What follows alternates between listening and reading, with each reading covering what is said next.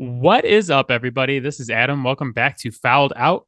Matt is coming on in just a minute to talk about the NBA draft that'll be happening this Thursday. We're going to talk about the big decision points in the draft. So, what happens at number 2, what happens at number 4, and where Matt wants his favorite team, the Pistons, to go at 5 after they got screwed in the NBA draft lottery. We're also going to talk about some of our favorite lottery prospects and then who our favorite prospects are outside of the lottery. You don't always get the Jokic's of the world in the second round, but I think there are a lot of guys who go late first and then into the second that end up having an impact in their NBA careers. So we like to give those guys some shine too, because so many people are focused on who goes where in the lottery and what trades happen. And then if we got some time at the end, we're going to get to the Bradley Beal trade and what's going to happen with Dame Lillard. What does the Bradley Beal trade mean for him and what's his value in the modern NBA with the new CBA coming up this season? So all that and more next. Let's go.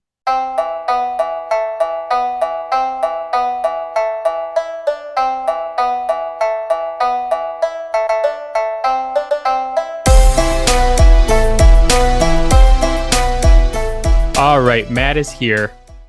Matt, we are 1 week post sports. We're kind of in the dark time where we have nothing but regular season baseball. How are you holding up? Barely. The Red Sox swept the Yankees over the weekend. So got that going for me. But I was telling my dad that this Red Sox season has been so up and down and like topsy-turvy. They're 37 and 35 now. And they will like sweep good teams and they'll sweep the Yankees and then they'll get swept by like the Rockies or something. And I was like, man, this Red Sox season has been so meh so far that they swept the Yankees over the weekend. And I barely talked to my dad about it, which is like blasphemy because I talk to my dad almost every day. And the fact that we didn't talk about the Sox sweeping the Yankees when there's no other sports going on is telling you like where we're at on this Red Sox season. Yeah, you've just learned to have like no expectations at this point. Management has just beaten us down by trading Mookie Betts and letting Xander go. Like, yeah, you know what would be a really nice lineup? Mookie Betts, Xander Bogaerts, and Rafael Devers. shocking. It would be really nice. I don't think you have to imagine what that would look like. No, just go back to 2008 or 2018 when we won the World Series with those guys. But we're not going to talk about baseball too much on this podcast. We do want to talk about the NBA draft because it's coming up on Thursday. Is it now? Matt has a very, I was going to say like appropriate picture as your background, but Matt has a picture of Anthony Bennett shaking David Stern's hand as his background. And it's kind of funny because the number 1 pick in this draft is like the exact opposite of Anthony Bennett. Yeah, I mean, at least to this point. In fairness, no one thought that Anthony Bennett would be quite as bad as he was. So it was one of those drafts that was like really questionable who the number 1 pick was going to be. It was kind of back and forth between a couple guys. it was, but like that pick was so out of left field that you wouldn't have to try too hard to convince me that like they just had a bunch of cards laying around and they like accidentally grabbed his card and turned that one in, and they only had that one if they were like gonna trade down, because nobody ever was talking about him at number 1. You know what's funny though is like they really didn't miss out on much by drafting him, even though he was a complete and utter bust. No, but like what is hilarious and also incredibly sad is that like even if they had taken Nerlens Noel number 1 overall, which 100% would have been a bust, that still would be like notably better of a pick. It would have. I mean, so Giannis is in that draft and went 15th, but Right. obviously there was absolutely nobody was talking about Nobody him. was talking Like about him. this. So he's obviously the best player in that draft. Yeah. And I say Nerlens because he was slotted to be number one until he tore his ACL. Yeah, I'm just looking at the top 10 and I'm thinking this might actually be the worst NBA draft top 10 of all time. It's Anthony Bennett, Victor Oladipo, Otto Porter, our boy Cody Zeller, the bag getter, Alex Len, Nerlens Noel, Ben McLemore, Contavious Caldwell Pope, Trey Ugh, Burke, and then the one guy that kind of saves it, CJ McCollum. But like if I list 10 my guys God. and the best player with a bullet is CJ McCollum, then we have a problem. It's not even close how much better he is than everyone else in there. I mean, Victor Oladipo had like, what was it, like a 2, 3 year span where he was, in that same kind of tier of a player. But, we talked about it before. He's never been able to stay healthy, and all those injuries have really destroyed his ability to play basketball. It's funny because it actually gets a lot better outside of the top 10. Like Giannis was 15th. Steven Adams was 12th in that draft. Should have been number one. Rudy Gobert. Should have been the MVP. Rudy Gobert is Rudy Gobert, but like still, it's better God. than anybody that's in that top 9. Rudy And Gobert was salvageable until COVID. Alan Crabb. Alan Crabb was taken in the second round. And for those who don't know, Alan Crabb caught an absolute bag from the Brooklyn Nets at one point in his career. Yep. Amazing history. So, yeah, this draft is very, very different from that one, the 2023 draft. We know who's going number one Yeah. for sure. Victor Wembanyama. We won't spend a ton of time talking about him because I feel like this has been beat to death, but he is the most hyped prospect since LeBron James back in 2003. Whether he lives up to the billing remains to be seen, but he is guaranteed to go to the Spurs. Do you think the Spurs still take the full 10 minutes to draft him? Like, we're going to have to sit there for like a full 10 minutes, right? As the I clock counts mean, down. I guess that comes down to whose call is it. If it's Pop's call, they turn it in immediately and they just move on because he doesn't care about that. There's going to be people within the franchise that are like, whoa, whoa, whoa, whoa, we need a free advertisement. Do you see that Pop signed an extension? Well, yeah, why wouldn't he? 3-year extension, baby. He is re-energized because he is getting a 7'5" center, power forward. I don't like 7'5" with an 8-foot wingspan guy who can do everything there is to do on a basketball court.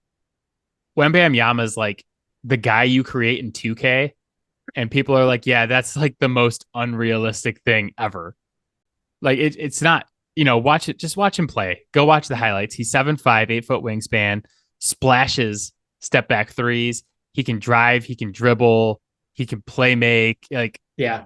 the defense is insane. I literally like almost 99 sliders, like across the board for a prospect.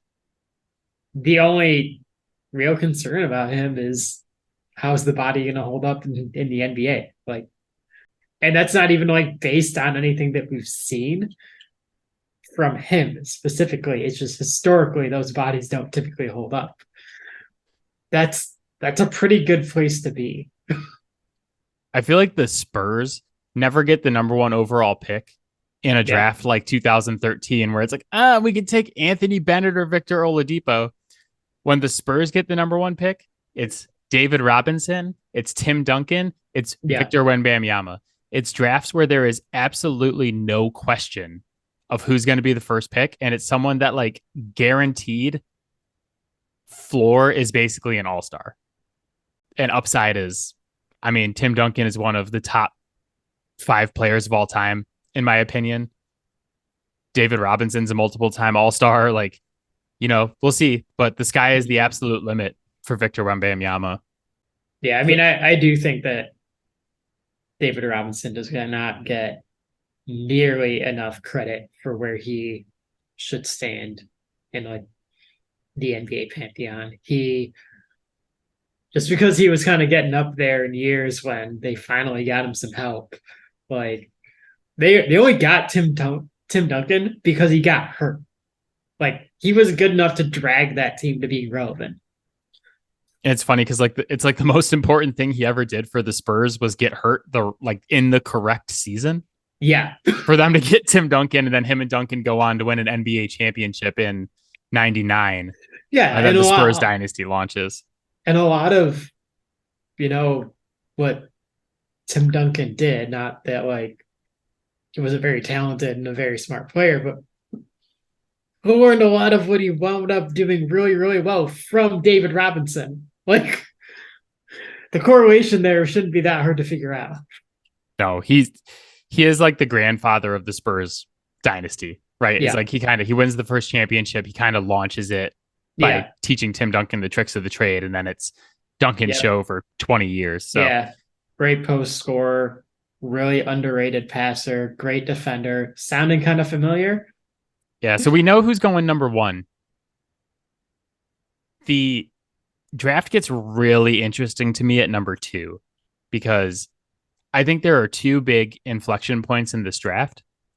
Number two being the biggest one.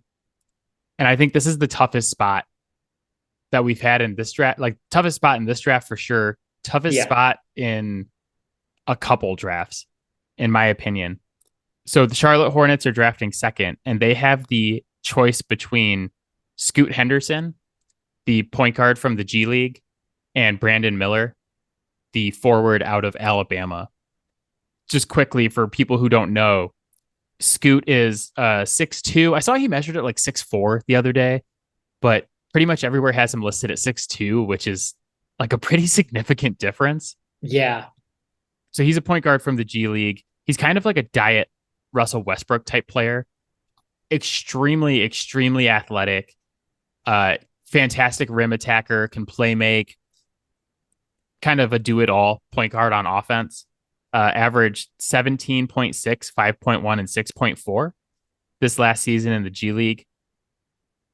His problems are like basically almost the same as Russell Westbrook's too. He really needs to develop his jumper, and he's pretty sloppy with the basketball, so he turns it over a little bit. On the other hand, we have Brandon Miller, the 6'9" forward out of Alabama. Elite shot making ability for Brandon Miller. Can score from all three levels. Shot 38.4% from three, 86% from the free throw. And just like the feel and the playmaking for the game is like off the charts for someone that's that size at that age. We have two guys who are kind of on like two very different trajectories right now in terms of what we've seen in their development. From where we sit, like it seems like it would be very easy to kind of say, like, okay, well, we want to go with the guy who's shown more development over the last year. Uh, that's really easy to say in a vacuum, but you and I have talked at length before, even on this podcast, about how uh, the G League does not do a good job of developing young talent. I'm not necessarily going to say that that's an indicator of whether or not a player still can develop at the rate that we would hope they would. Um, because, hey, when you're like 17, 18 years old and this idea is thrown out there and kind of pitched to you that you're going to get to play against actual professionals instead of college players, it's real easy to fall in that trap. And that's the thing that sucks when you can't actually talk to the players and get a feel for who they are, because that's going to be the real difference. Because if Scoot is aware of the fact that, yeah, I didn't develop in this, and this area, and want to get into actual NBA room, I really want some help figuring these things out. Like that changes all of that. The thing I don't love about the G League is that like the team is pretty much just built around featuring Yep. these high school stars who come in and play a year in the G League and then go to the NBA. Like Mm-hmm. you saw it with Green and Kuminga. a couple of years Yeah. ago, is that like they're allowed to take however many shots they want, do whatever they want. It's all about featuring you, Right. and you don't develop and play in that like team atmosphere that you get in the NCAA. So looking at this on paper, I would lean towards Brandon Miller. Like if I'm just like looking at these two guys on paper, Yeah. we talked about the development. I just think the like what Brandon Miller brings as a prospect is so much harder to find than what Scoot brings. You just don't Yeah. find guys who are 6'9" and this age and have this kind of feel for the game where they can score from all three levels. He's good on defense. He's got just like, I don't know, man. I said during March Madness, my hot take during our March Madness pod was that Brandon Miller like should and would be the number 2 pick in the draft. This is back when Yeah. people were super high on Scoot. Things have flipped since then, and Brandon Miller is kind of the consensus number 2 right now, and Scoot is number 3. Hmm. But like that's the tier right there. So there's Wemby and tier 1. There's tier 2 is like some combination of Miller and Scoot, depending on how you rank them, and then there's a tier drop. The problem I have though is twofold. One, Brandon Miller had legal issues in college. Yep. He brought a gun to a teammate that was later used to kill someone. He was cleared of charges, but like I just don't think you can discount that with everything that's been going on with athletes and guns lately. No. And two, on the court, Scooch just got that dog in him. I can't really like quantify this, but I don't know if Brandon Miller does. Like, I think that's a legitimate question right now, and like a big question you have to ask yourself if you're drafting one of these guys at number 2. Hmm. I mean, so Miller has the bad March Madness, right? Right. And going back, they say that he injured his groin, which maybe he did, but like, yeah, of course he did after how bad he was. Then, like, it's just really, I find that these reports that come out after the fact are extremely convenient sometimes. Look, if you want to bring in another 5-star guy, you got to show that you're going to protect them when they're heading into the draft. I Like you know, maybe he was hurt. I'm just saying, it's like you got to take it with a grain of salt because yeah, for sure. he was so bad. So he goes 3 games in March Madness. He goes 0 for 5, 5 for 17. And then in the game where they got knocked out by San Diego State, he goes 3 for 19, including 1 of 10 from 3. Yeah, Not good. Scoot obviously didn't play in March Madness, so we didn't get to see him on that type of stage. But if we go in the Wayback Machine to NBA preseason, you will remember that he played in a showcase game against Victor Wembanyama's French team to like be in the situation where it's like, hey, yeah, Scoot, you're a big time prospect, but everyone is coming to see the guy on the other team. yeah, Everyone is coming to see Victor Wembanyama. And for him to step up in that situation and put on a show and beat Victor Wembanyama's team, that's the kind of guy I want. Like that's the yeah, mentality, right?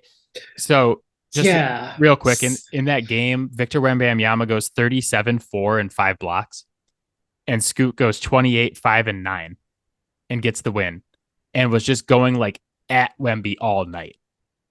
And when we break down the things that Brandon Miller can do, like his skill set and all that, what we want to say is like, oh yeah, he's Jimmy Butler with a better, more consistent outside shot. Like that's what you want to say.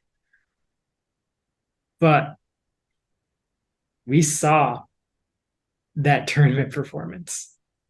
I know that Jimmy cooled off as the playoffs went on, and quite frankly, so did all of the shooters. But Jimmy would not be caught dead putting up that kind of performance over a span of 3 games. No. And then we jump over to Scoot with that performance that you just talked about. That is exactly the, oh, you're overlooking me. Like, I'm going to eat your heart out because I'm the dude here, right? And there's a little bit more of that mentality there, maybe it looks like. Obviously, small sample size. And it's not like it's unusual for, an athlete to kind of maybe get themselves into that headspace when they feel like they're being overlooked. That's a very specific scenario. You need to be able to do that during the regular season too. These are the limited scopes that we have to evaluate. So right now, like that actually is a bit of concern with Brandon Miller. And again, it's kind of goes right back to what I was saying before. It really sucks that we can't talk to these guys and figure out who they actually are, because that resolves a lot of those concerns. The one game I do really want to give Brandon Miller credit for, though, when he got back, so he was kind of like away from the team while they were investigating what happened with that gun. Yeah. His first game back was at South Carolina.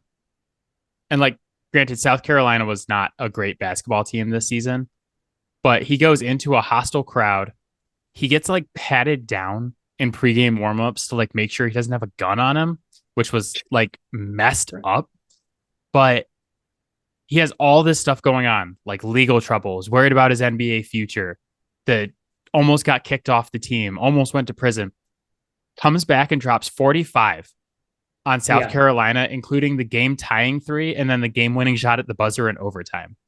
So, that was one thing. And that was after that game was where I started talking to you and I started talking on this podcast about like, this guy might be number two. Like, cause Right. at the time he was like top five, but it was like Wham Bam Yama, Scoot, 1, 2, guaranteed. And I was like, this guy really might jump up there because of like the rare combination of size, skill, and athleticism, and like I said, feel for the game at that age. And I said in the March Madness podcast, I was like, I am specifically watching what Brandon Miller does in this tournament, because if he delivers the type of performance that he's capable of, I think he's like going to guarantee himself number two. I think people are a little shy on him right now because of that bad tournament performance. And like, have you seen that TikTok video where they're interviewing the football player and he's talking about the running back room at his school? And he's just like, we got Matt, dog. We got Adam, dog. We got Koji, dog. I just picture like every time that someone says Scoot Henderson, I'm just like, dog. Like Scoot Yeah. Henderson, it's got that dog in him. Man, we know it. You don't have that type of performance in that game against Victor Wembanyama's team without having that dog in you. Like the other G League guys we've seen Yeah. would not have done that. Jalen Green, Jonathan Kuminga, you name it, they were not Scoot Henderson. And that's why I have such a tough time with this pick is like on paper, I think it should be Miller. But when it comes to intangibles, man, and like you want to know who's got that grind in them and who's going to develop those skills at the next level. I know there's some concerns about Scoot. I can tell you he's going to get better. You said that like the skill set that he brings is not as hard to find as, what Brandon Miller brings, which is true. Like it is a little bit more prevalent. Look, man, I mean, there's a reason why before John Morant decided to start waving his gun around everywhere, like everybody was just drooling over having someone like that on their roster. If you can get that with a player who's maybe a bit more level headed, yeah, that's still incredibly valuable. Like you're splitting hairs at that point. If you can get a difference maker like that, don't worry about it. Like don't worry about the position. Just take it. Yeah, I mean, if they're both going to end up being elite guys, I agree with you. It's just Yeah. like, what is easier to find, 75% of Scoot or 75% of Brandon Miller? Yeah. I think it's easily 75% of Scoot because there are Oh, so for many sure. like downhill attacking guards. None that Yeah. are as special as Ja is when he's on his Yeah. game. But Size is a thing, right? And the percentage of people that are like between 6'2" and 6'5" is a lot more prevalent than guys who are like 6'7" to 6'9". It so yeah, like those guys are going to be more common and they're going to develop that skill set more when they're that size because turns out they can't just be 6'9". yeah, and there's an absolute chance that Brandon Miller's groin really was just hurt during March Madness and it threw Yeah. him off. And it turns out that if it wasn't, he would have been amazing. But Mm-hmm. I kind of look at him right now and I'm just like, are you Jason Tatum? You might just be Jason Tatum. Like, you're 6'9", you can score from all three levels, you're awesome, Yeah. but something is just not there where I want it to be in your head. Like, you just don't have like the Mamba mentality, for lack of a better word. Tell me why you're Jimmy Butler and not Jason Tatum. Like, Right. Like, you got to show me. Like, you got that dog in you because, like, yeah. I I know Scoot's got the dog in him. I know he does. I've seen it. I've seen it happen. And like Brandon Miller had the one game against South Carolina. That's awesome. I need to see it. Yeah. So I don't know who goes to. The one thing I do know is that Charlotte's going to mess this up. Like, guaranteed. They're probably going to take like Amen Thompson over both these guys, and then both these guys are going to be like perennial all stars.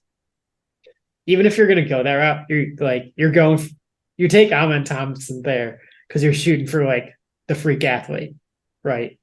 Then at least take the best athlete available. Cam Whitmore is way better of an athlete than he is. The thing that's funny is like I feel like what's going to happen is they're going to take like Amen Thompson or Cam Whitmore or something like that, and they're just going to be like, "Yeah, we just really thought it was a better fit with LaMelo Ball," and I'll be like, That's it. That's it right there. The fact that you chose a draft pick to fit with LaMelo Ball is the mistake. I would like if you're thinking about not taking Scoot because you have LaMelo, I that's already wrong. It's already wrong. You should not be like building around LaMelo Ball. Like I think you pick the best player available, the guy you think is best. Brandon Miller is obviously Yeah. a better fit with LaMelo. Easier fit from an optics standpoint, put it that way. Yeah. But But if LaMelo Ball can't make himself work with Scoot Henderson, then you have no business building around him. I just wouldn't be building around LaMelo Ball.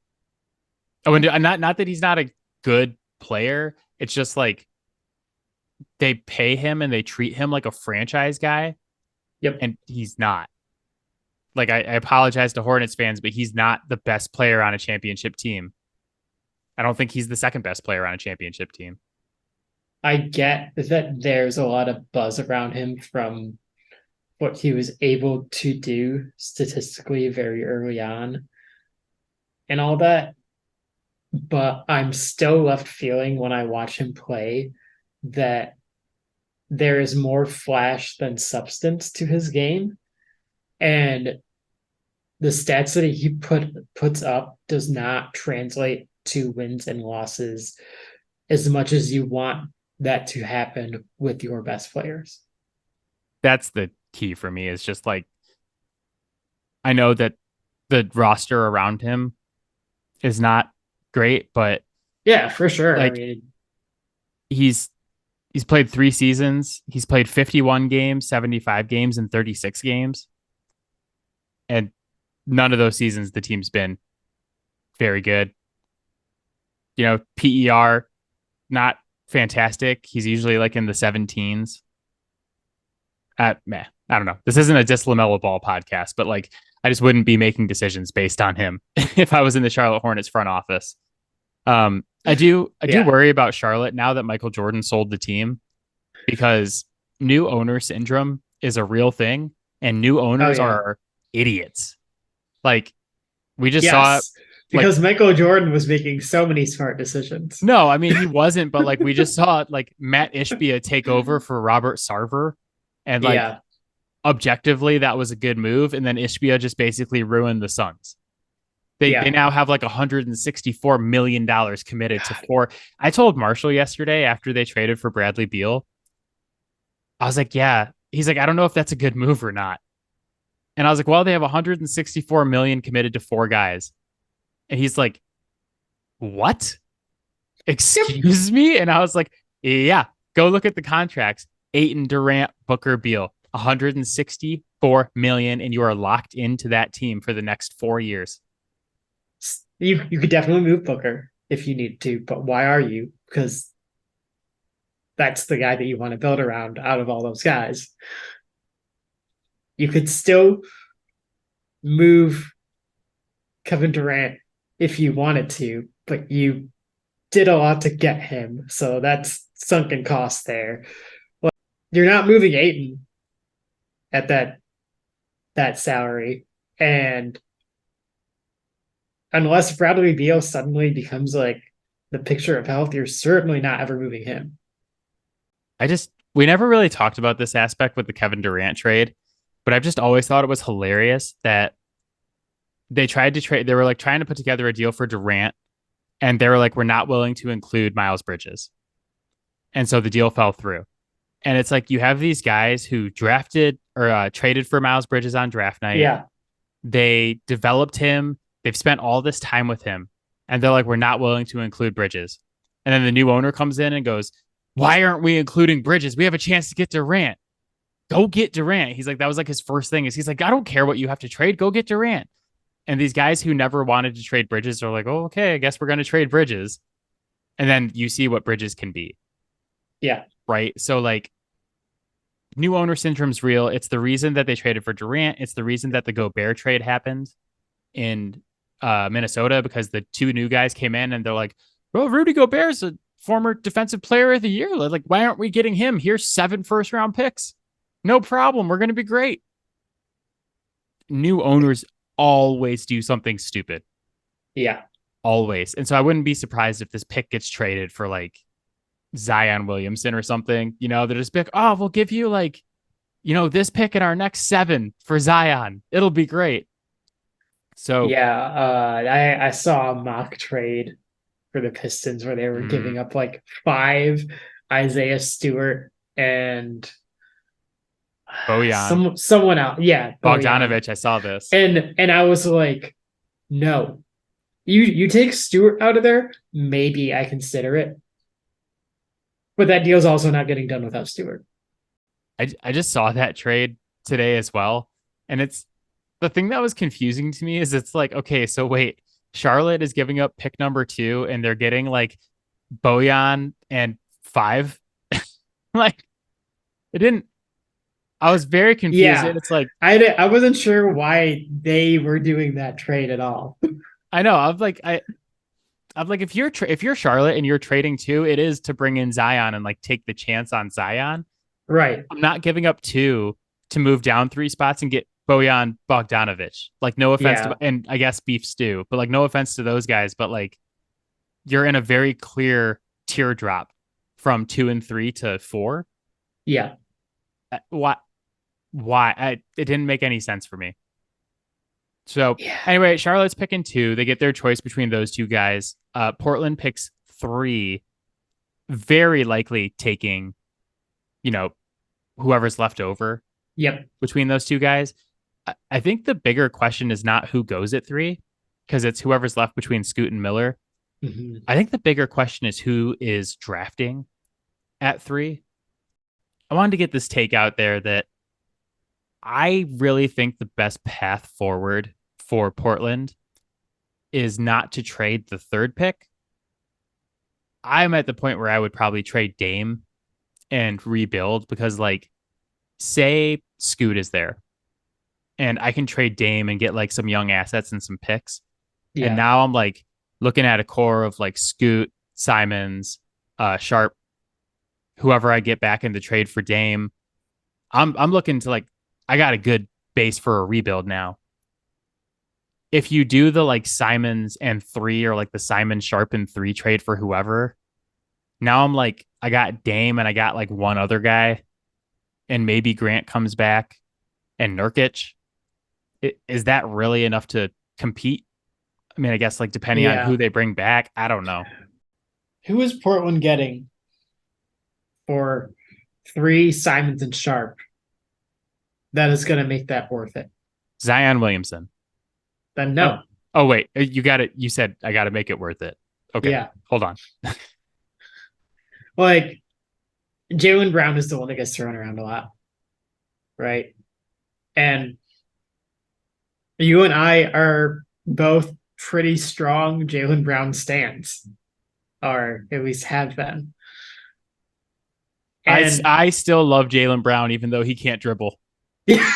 I'm not afraid to admit it. yeah, I mean, I love his incredibly confusing game.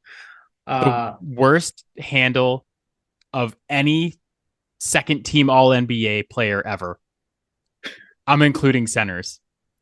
Like I know Shaq was probably on second team All NBA at one point. Shaq had a better handle than Jaylen Brown. I'm sorry. I'm sorry, Boston fans, but it's true. yes, well, he will be a better player than any of the players that they give up, and strong possibility that he's a better player than anyone they get at three. But the value that he brings is not going to outweigh what those players bring in total, assuming that they don't completely fuck up the third pick.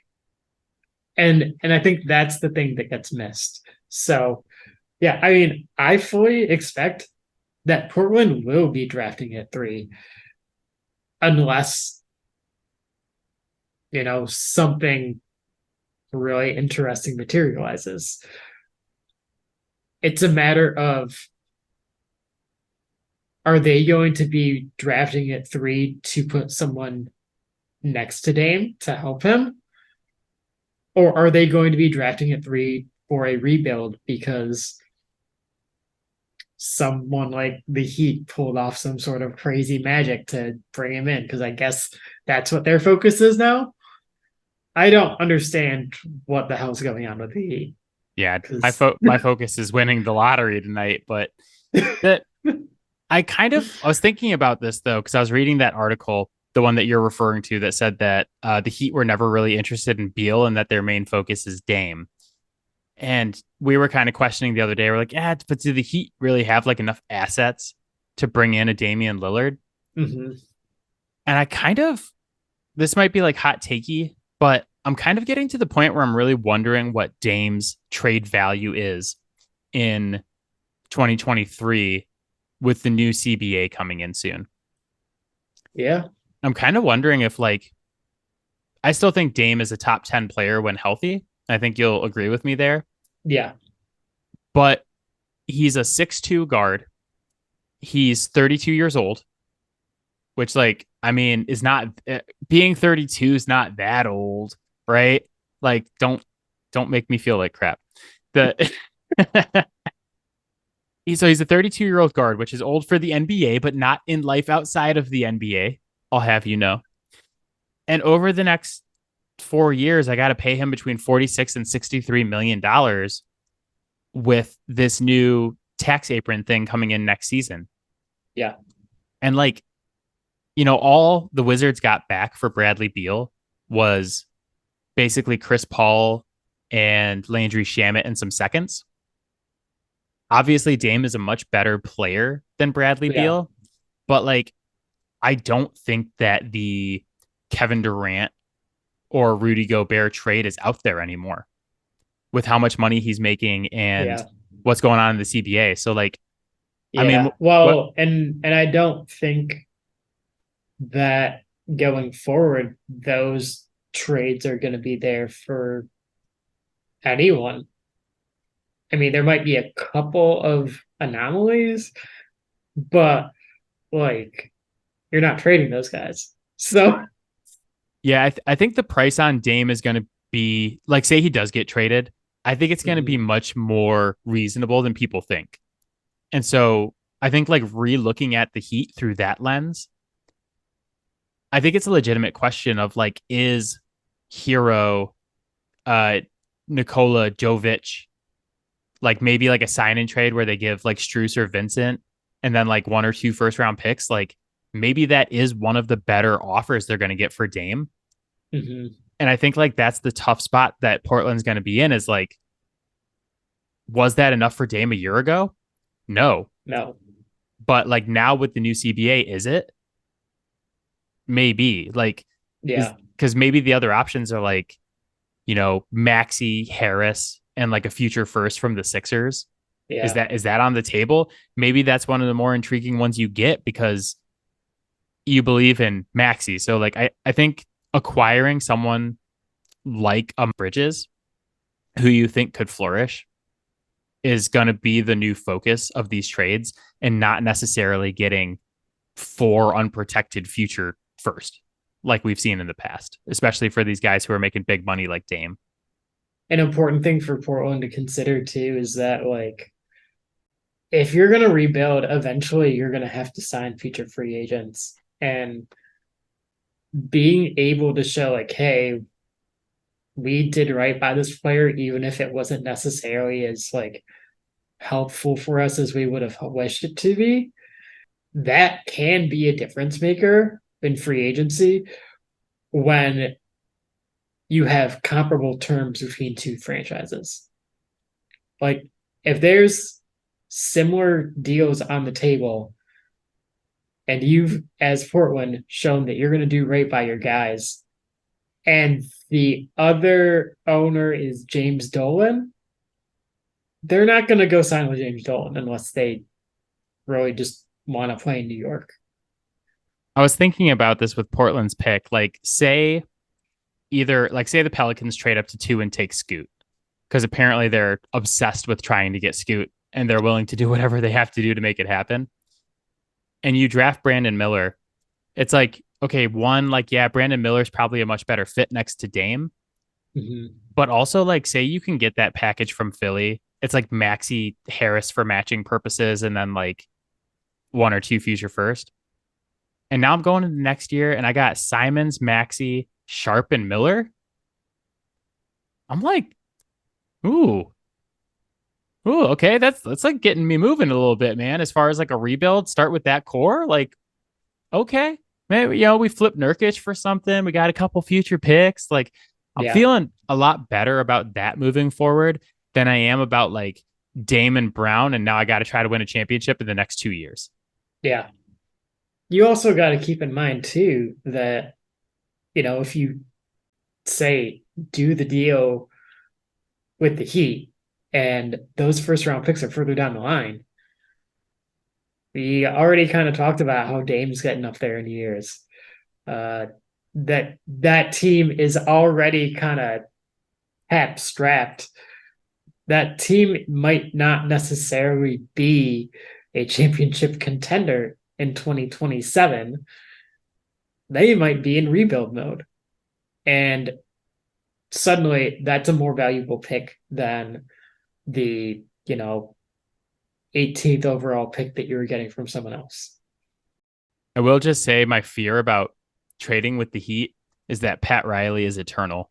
Yes. And that, like, if it's not Jimmy and Dame in 2027, it's someone else. No, So Pat Riley is a lich. Prove me wrong. he absolutely is. So when we get to like the number 4 pick, which is the Houston Rockets, I Yeah. think this is the other big inflection point at the draft at this point because you got Wemby in tier 1, you got the two guys we just talked about in tier 2, and then it's like, meh. It's just a big hodgepodge of guys with different skills and different like, it's like pick your flavor at this point. Yeah. I mean, it's funny because this draft gets talked about as like outside of the top three, it's pretty weak. And I feel like that mostly comes from the viewpoint that like nobody knows who's going next. And there's so many like unknowns beyond that. But there's like a bunch of guys in like the next five or that could go in the next five picks that like could very well turn out to be very, very good players. I And There could easily be like a Scotty Barnes in this draft. Like if you remember, it was like, okay, Cade, Green, and Mobley are like top three. Everybody else, like we don't Yeah. know. And then it's like Barnes and Giddy go in that draft, and they're both excellent. So like there could be more. It's just like right now, pre-draft, I don't see that much of a difference between the guy who's going to go at 4 and the guy who's going to go at like 12. Yep. There's you just got to pick the right one, and it's so hard to tell who that is right now. You're really just shooting your shot and hoping for the best. No, so like on most people's boards, the 4 and 5 prospects are so fascinating to me. To me, the two most fascinating guys in this entire draft uh, are twins, Amen and Azor Thompson. It's crazy to me because they're like 4 and 5 on most people's boards, and they're like almost literally the exact same player. Like most twins we've seen come into the NBA, there's one who's like significantly better than the other, like Brooke and Robin Lopez, Marcus Yeah. and Markieff Morris. These two, it's like you read the scouting report, same strengths, same weaknesses almost. Amen is a Yeah. little bit better of a playmaker offensively. Azor is maybe a Yeah. better defender and finisher. Yeah. I think Amon's a little bit better athlete too. Yeah. But it's like same size, same height, almost the same measurables. Yeah. Their averages last year, Amen 16.3, 6.4, and 6.2. Azor 16.3, 6.9, and 6.1. Like they're like almost the same person twice. It's kind of crazy. The thing that is most fascinating to me is that these guys did not play in college. They did not play in the G League. They did not play overseas. They played for a league called Overtime Elite. It's weird because it's thrown around like in the same conversation with the G League. Yeah. So Overtime Elite is a league for kids between 16 and 20 years old who want to leave high school and early college to play quote unquote professional basketball. And I was reading a lot about the league leading up to this draft, and they actually do some like really interesting things. Like if you go play for them, you're eligible when you're 16 years old, so you're like Mhm. sophomore in high school. Every player gets a base salary of no less than $100,000, and you have the option to either take the money or the scholarship option to keep yourself eligible for the NCAA. So you could play like OTE for 2 years and then go play in the NCAA, and they'll help pay for your like room and board and stuff. You also get stock options in OTE. So interesting, very alluring for kids Yeah. between 16 and 20. And like the future pipeline of OTE is like already filling up with elite level prospects. My problem is that this was like the second year that OTE was a thing. And it's basically like the Thompson twins and like Kevin from your local YMCA are playing in this league. And so I'm watching the film and I'm like, I don't know how to evaluate this because like, yeah, they're super athletic and they're interesting, but everything they're doing is against I don't know how to judge the competition. Like at least in the G League, it's like other pros, former pros, Right. college, overseas. Like there's a high level of competition. Here, it's like if I go to my local Lifetime and put up some shots, am I playing against the same competition these guys were? I don't know. It's so hard to tell. There's not a whole lot that you can take away from it. I mean, like kind of we talked about the other day, you can still look at it and say, evaluate their decision making, their ability to make reads, all that kind of stuff. But I mean, that's about the extent of it though. Like you can't evaluate their physical ability to play basketball. You're really just looking for the mental stuff there. It's hard to evaluate their ability to make reads because it's like, what kind of defense are we looking at? Like Right. Yeah. What kind of defense are we looking at? Are these guys capable of running like NBA schemes against them? Or like, is it just, we're going to play man? Are we playing like a 2-3 zone? Like, Right. I, I don't know. It's so hard to tell. So, like, it kind of reminds me, and I'm not comparing these guys to Giannis, but when Giannis came out in the draft, he was a guy who was impossible to evaluate because all of his film was him playing against like short Greek guys at the YMCA in Greece. And it's like, yeah, he looks like T Mac on film. Because at the time he was like 6'8" or 6'9", but like, I don't know. He's like dunking on like 5'6" Greek men. So, like, how do we evaluate this? And that's one of the reasons he fell. Um, I do see these guys as projects, like big time projects, because they have all the athleticism in the world. Um, they have no shooting ability right now. Um, Amen shot 23% in OTE last year, and Azor shot 30%. And they shot 65 and 67% from the line, respectively. So, like, mechanically, it's hard to tell if they're going to be able to develop that at the next Yeah. level. The free throw percentage is lower than you'd like to see, but it is at a level where you can say like, okay, there's enough there that you can feasibly see them making improvements. I mean, if Andre Drummond can jump from like shooting in the 30s from the free throw line up into the 60s, then I think that they can probably make some improvements themselves. Yeah, the funniest thing to me is I was doing research on these guys and I was on Tankathon looking at their profiles, and it takes their stats from OTE and says like this is what their stats would look like converted onto an NCAA scale. And I was like, so like what is the lowest league that we can convert to an NCAA Division 1 basketball scale? Like I go out and shoot like 23s a day on my rim in the backyard. Can we convert those to an NCAA scale and like tell me what my offensive rating was yesterday? I I don't know. So it's like I don't know how to evaluate these guys, but they're going to be such an interesting test case because, like I said, the pipeline for OTE is filling up with elite level prospects. Yeah. These are the first two guys to get drafted. There was one other player from OTE who is in the NBA right now. He was undrafted and like made a team and I think got demoted to the G League. But these guys are big time prospects. Like this is, Yeah. they're ranked as top 5, top 7 guys, depending on whose board you look on. They're going to go in the top 10. And with their athleticism, if they can develop, they could be weapons at the next level.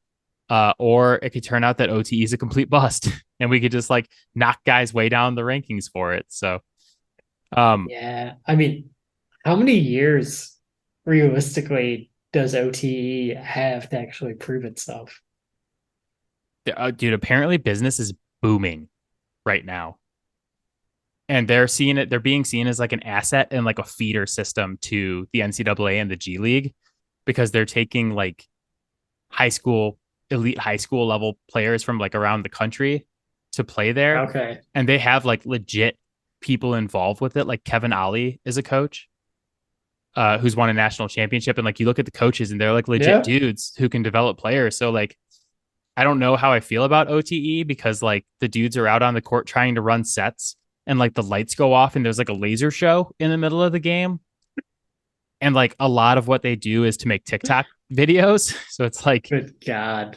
it's partially like really interesting and partially like the WWE version of basketball because there's like a lot of like behind the scenes filming stuff and like drama and like TikTok videos and like it's made for high school kids, right? It's like They had me with the scholarships and the stocks, and then they lost me with the TikTok. it's like that's the thing that's so interesting about it is it's like, hey, we have all these really, really good business ideas, but also this league is made to make TikTok videos out of basketball. And it's like, you're kind of losing me. So it's interesting. They're still getting their footing. This is only their second season. But these two guys are going to be huge for the future of this league. Um, Part of me is like, I don't want them to succeed because then OTE is going to become a thing and I'm going to have to watch more TikTok basketball in order to like evaluate prospects. But the other part of me is like, watch the NBA finals on TikTok. yeah, I'm all about like trying to get money and options to elite athletes sooner. Like I want to pay college guys. You know, if you're a high school player who's like putting your body on the line to try to get to the next level, like I'm not opposed to getting you into a league where you can make money. They also have an interesting classroom system where the guys go to school because they all live in like this OTE academy thing. I don't know how good the schools are, but the class sizes are really small and they get a lot of individual attention. It's like 4 students to a teacher or something like that. So yeah, it's really like I would encourage everybody to go read up on it because That they have is a lot wild. of, yeah, it's like a lot of really, really interesting stuff going on. But then also there's laser shows in the middle of the game. So it's like don't know how to feel. The last question I wanted to ask you. So that's picks 1 through 4. Your Pistons, who got absolutely screwed, That's shafted. like Montreal screw job level shafting Oh yeah. in, but we're talking So about WWE, so I had to throw the so reference in. the Spurs had the second, like, obviously all the odds were the same, but like they had the second worst record, right? They were still 5 games better than the Pistons. Pistons were objectively the worst team in the NBA last year, like bar none. It's not like you were really tanking. It's like Kate was And hurt and yeah, we weren't tanking. And then like pretty much everyone else behind the Spurs was like 10 games better than the Pistons were last year. So it's like, cool, cool, cool. So this is how this works now.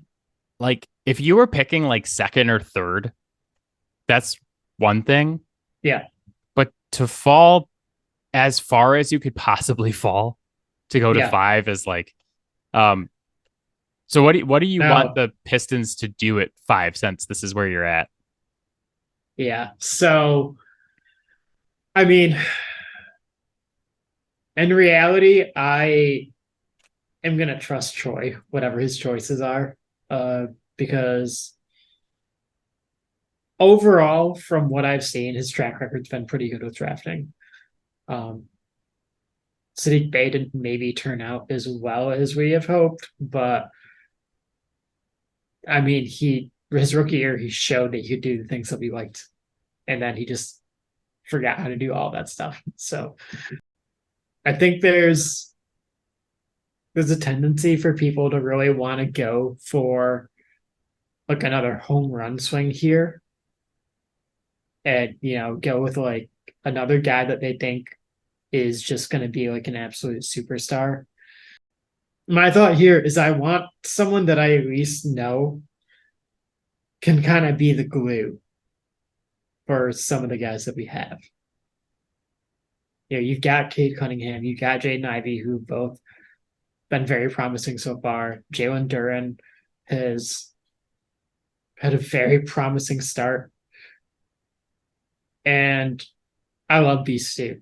So we need someone else that is going to amplify what those guys do without necessarily needing the ball a ton. And for me, that's Jarris Walker. I don't He know why we do this podcast together if we're just gonna say all the same shit. I literally we did not have a conversation about this at all. I literally wrote down one lottery guy that I like to talk about on this podcast, and I'm not even joking. It's Jarris Walker. Like my notes right here. Fucking, I was like, oh my god. I was like, yeah, Matt, bring one lottery guy that you're interested in for the Pistons, and we didn't talk about who it was. We need condescending opinions, but you go ahead, talk about him first, and I'll add my notes. Yeah. So I Dick. mean, first the obvious with Jarris Walker, the defense. I mean, he can defend 1 through 5. It's incredible. Matt's just reading my notes at this point. You probably don't want him like going one on one with Jokic all game long, but when it does happen, he is a strong dude and he's got a 7'2" wingspan and he's going to compete and he's going to make it as difficult as he can. What also stands out to me about him on defense is like just his understanding of the details. He knows where he needs to be on his rotations at all times. He understands how quick his feet are and how long his reach is. So he doesn't overextend on his closeouts, which you didn't necessarily see at the start of the season, but he got better at that as the season went on. Then you go to the other side of the ball. When he's going downhill, he's like a fucking Mack truck. Uh like you're not slowing him down. Um he's shown enough of an ability to shoot that I think he can develop a consistent outside shot given a few years in the NBA. And the thing that's most important to me about him on the offensive side of the ball is that he processes information well. With that point 0.5 offense that Monty likes to run, when you get the ball, you are expected to make a decision within a half a second. And I believe that he can do that. And I believe that he can keep the ball moving if he needs to. And I believe that he can get downhill quickly if he needs to. Guys who don't know what they're looking at when the ball gets to them, that's a problem. I don't think that's going to be a problem for Jarris Walker. Yeah, so I co-sign this analysis. Uh, my two favorite pieces of analysis when it comes to Jarris Walker is he's 6'7", but he's got the beef to bang. He weighs 250 pounds. Like Matt said, he can guard 1 through 5. He can play small ball 5 as well. Yep. The other one, maybe my favorite, is Kevin O'Connor of The Ringer described him as a versatile wrecking ball on defense. Yeah. He kind of reminds me of like a mini beef stew. Yeah. In some ways, like he's beefy. He can shoot from outside a little bit. You know, I don't know what he brings offensively year one, but he's got upside there. And it's like when we get out of the elite prospects and I'm looking at a guy who is already really, really good on one side of the floor and has upside on the other, I'll take that over a guy like a Thompson twin who's like a project on both sides of the floor. Yeah. You know, I mean, so hey, like that worked out really, really well for the Spurs when they took Kawhi. Yeah, and it looks like it might be working out with them again with Jeremy Sochan as well, Yep. who took a step forward. So he's that type of guy. So that was the one dude I wrote down as well for the lottery. So, you have any non-lottery guys you like quick hitter? I have two guys I just wanted to mention before we sign off. Yeah, I mean, it's so hard to say who's going to go in the lottery. My guys are not going to go in the lottery. He's kind of like a fringe lottery guy, but I still very much like Kobe Buffkin. If for nothing else than the name. Right. His name is Kobe, so Kobe Buffkin. It's great.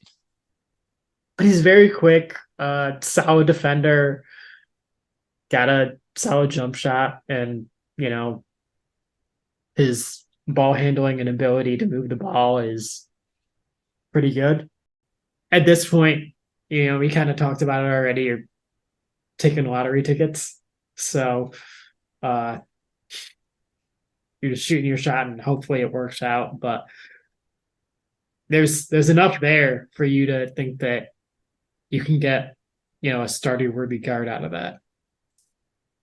I like it. My big guy outside of the lottery is a dude who's being projected as like late first, early second.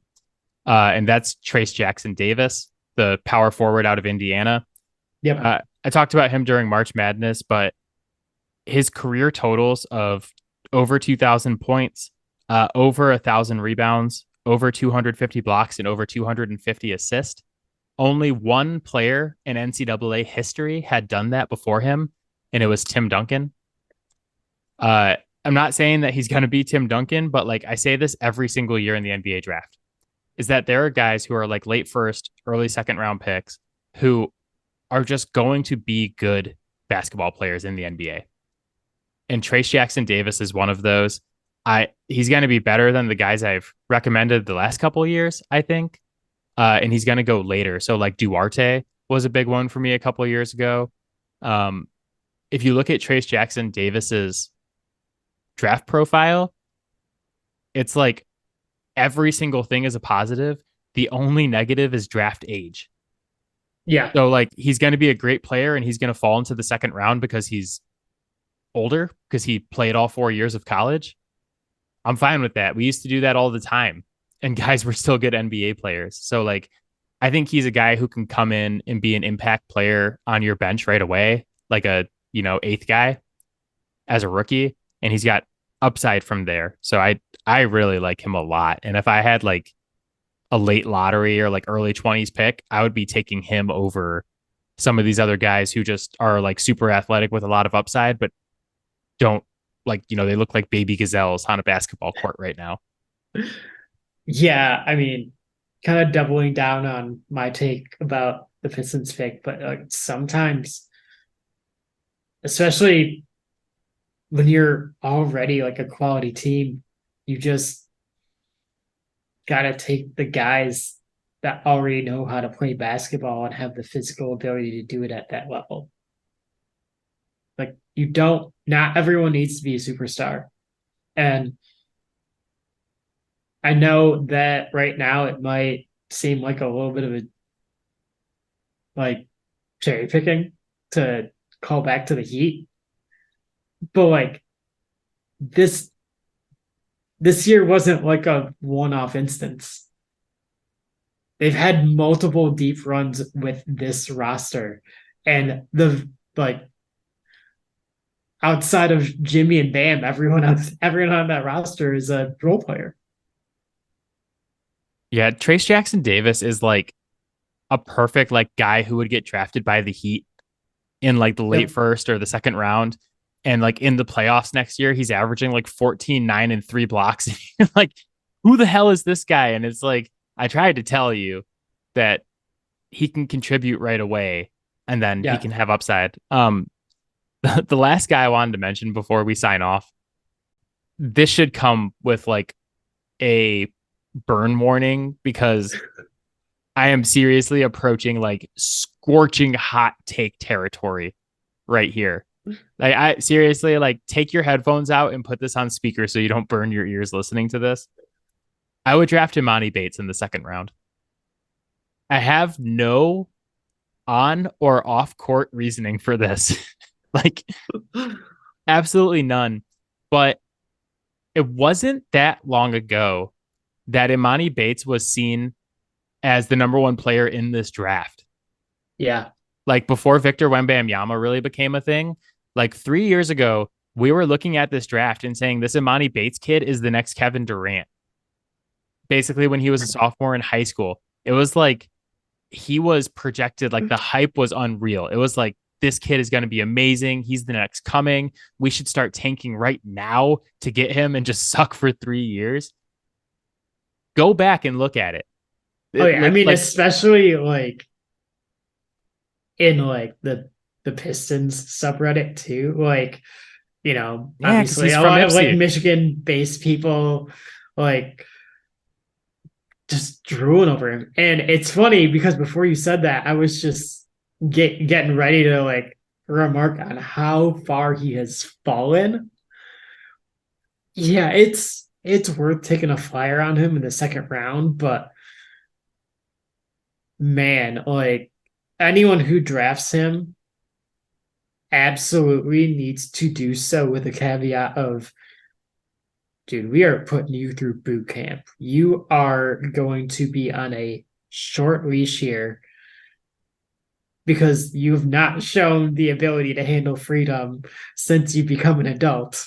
And Well, this is like we are going to help you be an adult and also be the player that you were supposed to be. the fact that he's gone from like not only the number one player in this draft, which is like a good draft. It was like him and Scoot years ago. It was like these are like the top two guys. He's fallen to the point where he might not even get drafted. Yeah. Like he's ranked like 62 to 70 on a lot of boards right now. I don't see that happening though. I think the physical talent that he has, someone's going to take a shot. Yeah, I just think if you have a really good locker room, like if you're like the Nuggets or the Warriors, the Bucks, like someone who has a good locker room, Heat maybe, I would maybe take that shot on him just because like that talent is still there somewhere. Like if you read his scouting report, one of the things that jumps off the screen is shot making ability is still very good to elite. But like there's just so much negative with him where it's like talks too much trash for someone with his lack of skill. Like, basically, that's like on a scouting report about him is like can't back it up. Off court issues, injuries, left Memphis, like, you know, went to Eastern and like wasn't that great at Eastern. Like you would expect someone of that caliber to go to Eastern and score like 30 points a game.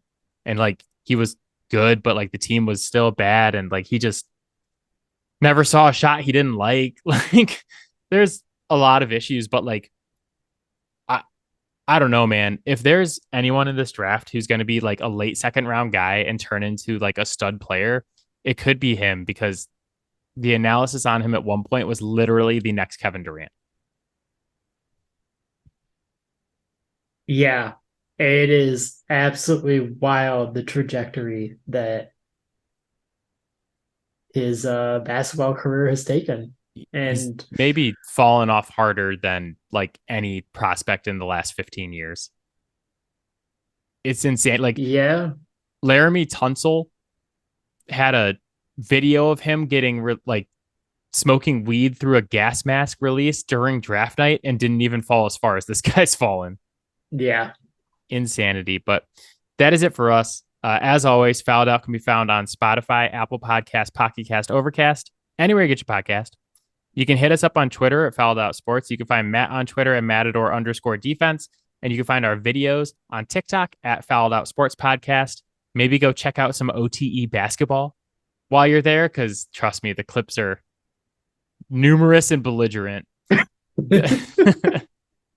And obviously, if you're listening to this podcast, you appreciate belligerent. That's true. This podcast is coming out on June 20th. The NBA draft is June 22nd.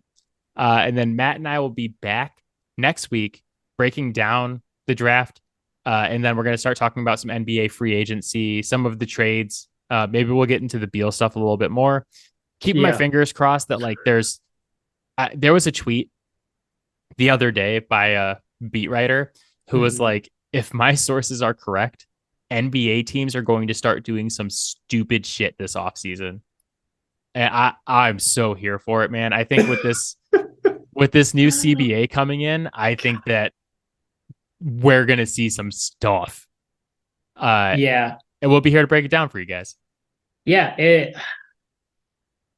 I'm wondering because I feel like Portland definitely wants to get through the draft before they do anything with Dame if they are going to rebuild. Calling it now, we do not make it to next week without Charlotte's new owner doing something dumb. It's Charlotte. I feel it coming. It's Charlotte. It's a new owner. It's a perfect storm. They did dumb shit before Jordan. Jordan did dumb shit. Why is the new guy not going to do dumb shit? And he's new. So, all right. Enjoy the draft, everybody. Matt, I will see you later, my friend. Yep. All right. Bye, guys. Bye, Robin. Bye, Mom.